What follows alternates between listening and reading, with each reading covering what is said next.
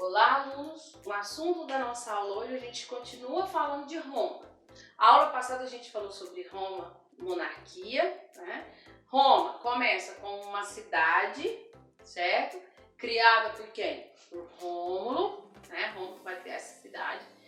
Vai estabelecer a monarquia, então você tem reis e esses reis vão ficar governando aí até se estabelecer a Roma República, 509, certo? A gente então já estudamos Roma monarquia, agora nós vamos estudar Roma República e o assunto da nossa próxima aula a gente continua falando de Roma Império, tá? Então, para a gente entender o tamanho que foi esse império, esse Roma. Então, Roma começa com uma pequena como se diz, cidade lá na volta italiana, e depois a gente vai ver a expansão aqui da Roma República, o tamanho que vai ficar e depois formação de império, toda essa questão para depois entrar em declínio e a gente continuar o assunto aí.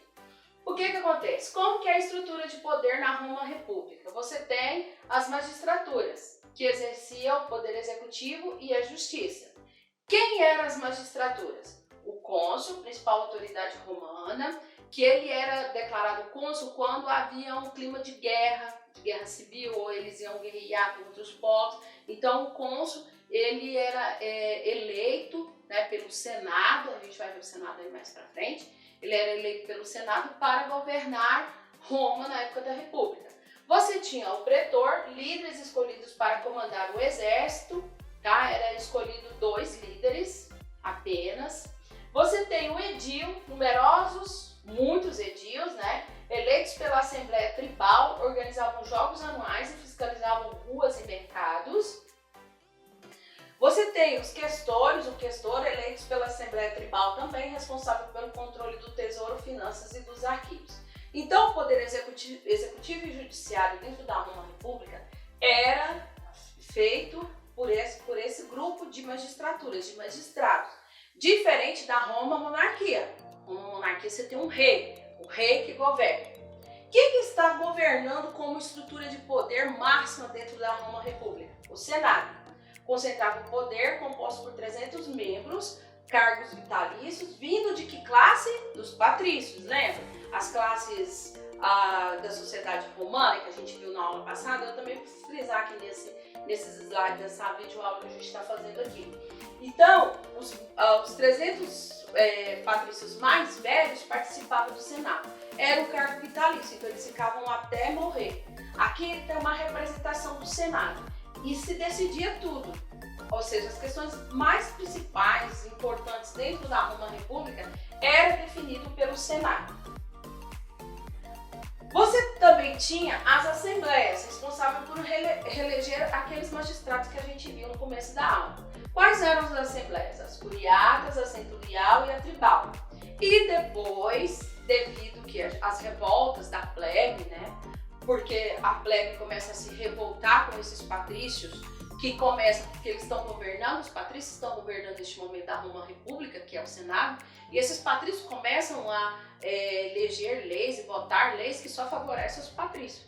E os plebeus começam a ficar revoltados com isso, e há várias revoltas em Roma, e aí para tentar resolver essas revoltas foi criada também a Assembleia da Plebe, ou seja, para que os plebeus também tivessem um pouco de participação política, porque até este momento aqui, até a Assembleia Tribal, o plebeu não tinha participação nenhuma política. É importante a gente frisar que Roma República vai de 509 a 27 anos antes de Cristo, tá bom? O que aconteceu dentro da Roma República? Uma expansão territorial de Roma. Porque Roma, quando é na época da monarquia, olha que Roma aqui, ó, começa aqui e vai dominar a monarquia romana. Roma monárquica domina toda a bota que hoje a gente chama de Itália. O que acontece? Durante a Roma República, a gente vê um fortalecimento do exército, e o exército começa o quê? A ir atrás de colônias, de escravos, para sustentar Roma. Porque Roma exigia o quê dos seus comandados, ou seja, das pessoas que eles saíram dominando essas regiões? Exigiam impostos, a Roma que é de Roma. Então cobrava impostos dessas regiões para o quê? Para sustentar toda essa estrutura de magistrados que a gente viu aí. E aí o que acontece? O exército romano, eles adotam uma técnica de legiões. E essas legiões têm uma técnica interessante que eles vão pegar lá da Grécia, lá do Império Macedônico, né, de Alexandre o Grande, são as falanges, que é o quê? É a organização para ir para a guerra. Então, as legiões iam organizadas, as legiões tinham mais ou menos por volta de 2.000 a 3.000 homens, e cada homem tinha que defender a vida da pessoa que estava do lado. Então, eu era responsável pelo meu colega do exército que estava do lado. E isso permitiu essa conquista toda, de sair daqui da bota e sair conquistando essas outras regiões. E por quê? Porque era difícil vencer as legiões por causa dessa organização. E os romanos, então, iniciaram essa conquista da Península Itálica e a expansão do seu império durante a Roma República. Então, domina toda a bota e depois sai dominando o que tem. E os povos que estão nessas regiões vão acabar caindo sob o domínio romano. E Roma tem duas opções, dá para esse povo. Ou paga imposto para Roma, ou sofre os horrores da guerra. Então, esses povos preferem, né, pagar impostos a Roma. A gente já viu um povo anterior a isso, anterior a essa aula, que a gente fez isso. Os hebreus, por exemplo, lá, o povo de Israel, lá, o que eles fizeram? Né? Tem uma história clássica que a gente vê, Jesus Cristo, certo? Quem é Pôncio Pilatos? Pôncio Pilatos, ele é um governador de Roma na região de Israel. E Pôncio Pilatos lava as mãos e fala para os judeus: vocês querem condenar quem? O problema não é meu, isso já não é mais problema meu. Então a gente percebe claramente Roma lá em Jerusalém, tá?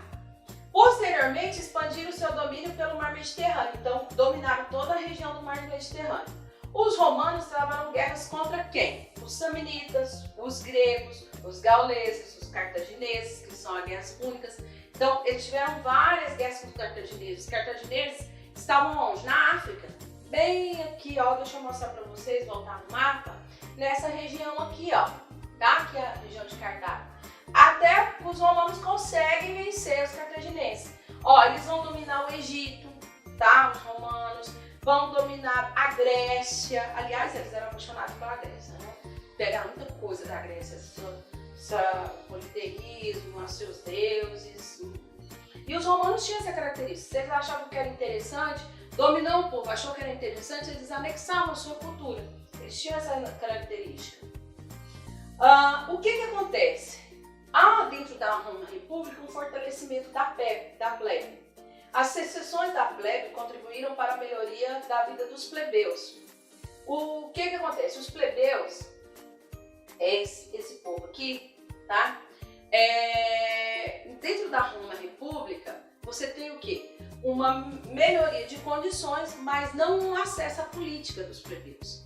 Então, há uma desigualdade política clara e os patrícios não querem, como se diz, deixar os plebeus acessarem a política, ter algumas leis. Não, os patrícios não querem, porque quem está dominando essa Roma República, ou seja, quem está mandando são os patrícios, que é o Senado.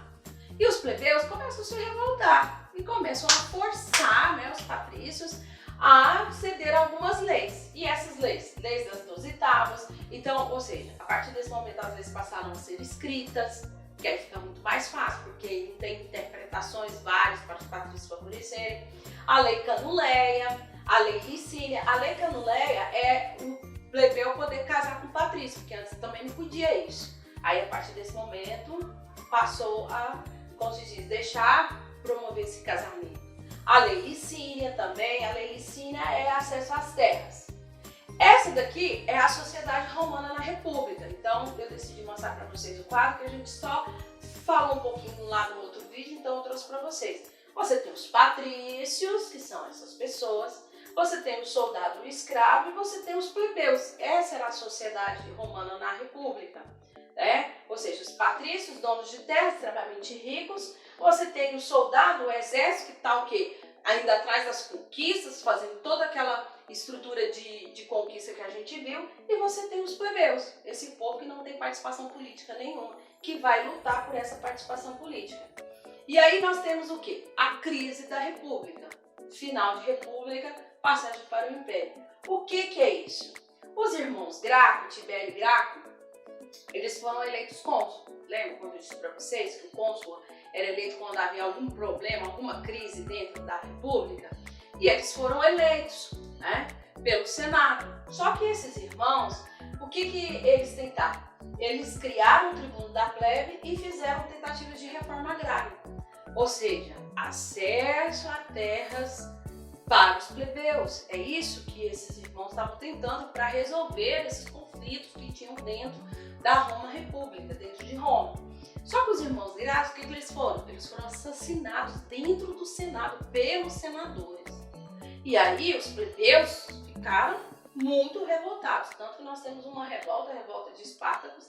Claro que essa revolta aconteceu dentro da cidade de Roma, os plebeus invadiram Roma e causaram uma guerra lá dentro. Claro, foram todos mortos, por volta de mais ou menos 3.000 a 4.000 plebeus e escravos, porque Espartaco é um escravo e ele era o líder dessa revolta. E os romanos, o que eles faziam com esses tipos de pessoa? Crucificavam.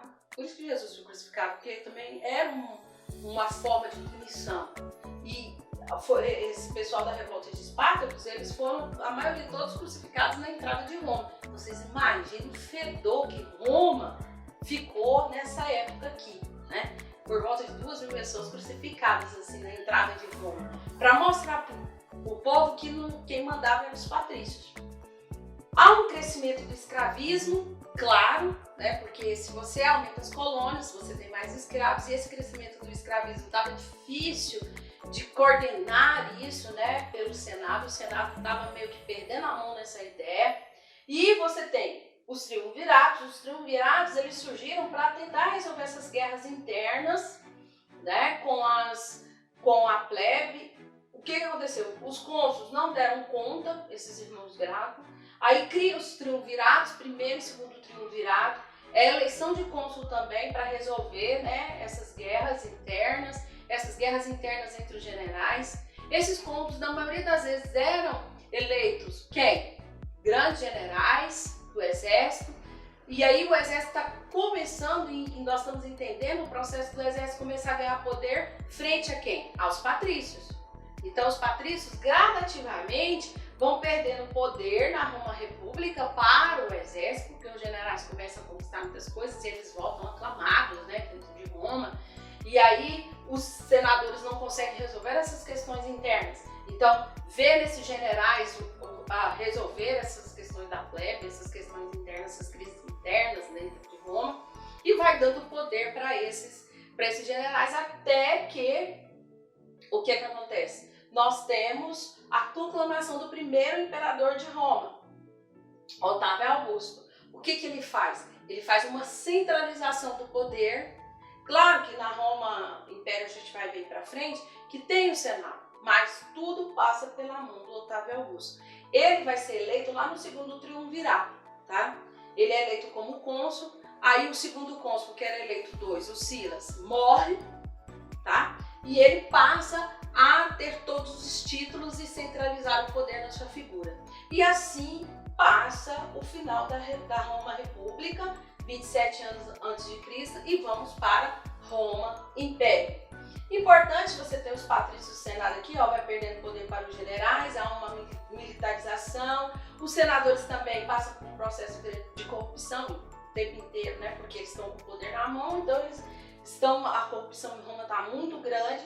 E para resolver essas questões aí, que eles cada vez mais vão pegando dinheiro público e não tem, eles vão aumentando os impostos. Para quem? Para os plebeus. E os plebeus vão ficando revoltados, e há essas revoltas o tempo inteiro em Roma. Então vai dando poder para os generais até que chega Otávio Augusto e centraliza o poder na sua figura. Nós temos aqui, eu trouxe uma imagem para vocês.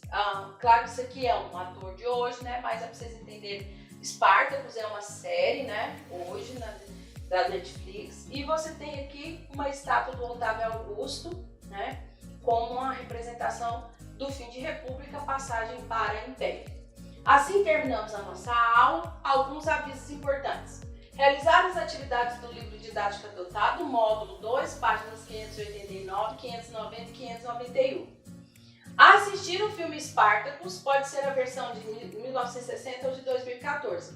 Todas estão em domínio público no YouTube. E fazer o resumo no caderno. Então você tem 2 atividades essa semana, tá? Não esqueça de deixar seu nome no comentário para constar como chamada. Qualquer dúvida, estarei online no horário e plataforma estabelecida pelo colégio. Então lá no grupo, no WhatsApp. Mas também me procure no Instagram, @RodriguesFerreiraDias, que na medida do possível eu retornarei. Até mais!